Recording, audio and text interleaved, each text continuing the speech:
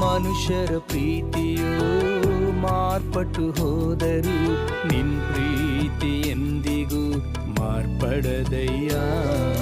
ಶಾಶ್ವತ ಪ್ರೇಮದಿಂದ ನನ್ನ ಪ್ರೀತಿಸಿ ತಾಯಿಯಂತೆ ನನ್ನನ್ನು ಪ್ರೀತಿ ಮಾಡಿರುವೆ.